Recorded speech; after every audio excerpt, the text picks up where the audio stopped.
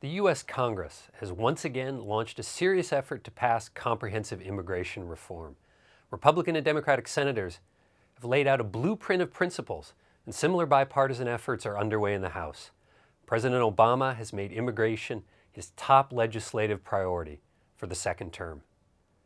President George W. Bush also made immigration reform, including a path to citizenship for the roughly 11 million undocumented immigrants in the country, a priority during his second term, yet that effort failed in the Senate in 2007. Are prospects any better this time around? There are at least three substantive reasons to think that the answer is yes. First, previous efforts at immigration reform failed largely because of fears that another amnesty would be followed with still higher levels of illegal immigration, which is what happened in the wake of the 1986 immigration reform bill. But today, the border is more secure than it has ever been.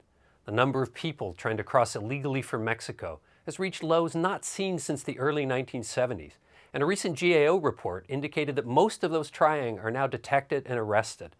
The Border Patrol has doubled in size in the past 6 years, and the border is draped with fencing and sensors and monitored by aerial drones. A stronger Mexican economy and a falling number of young Mexicans entering the workforce have also reduced the allure of the United States. Secondly, while far more needs to be done, more effective measures are being put in place to ensure that employers only hire those who are authorized to work in the United States. This would do more than any other enforcement measure to turn off the magnet that attracts people to come here illegally.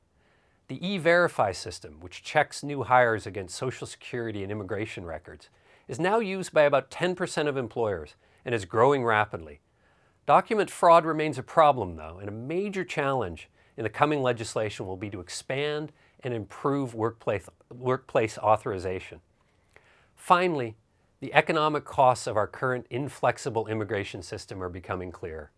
Too many smart foreign graduates from American universities are unable to remain in the country. Would-be immigrant entrepreneurs who want to stay and start companies have few visa options. Fruit and vegetable farmers have struggled to find the seasonal workforce they need.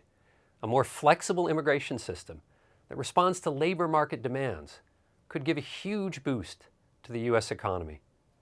The politics of the issue remain difficult, however. The CFR's independent task force on U.S. immigration policy, which was chaired by former Florida Governor Jeb Bush and Clinton White House Chief of Staff Mack McLarty, showed that common ground does exist.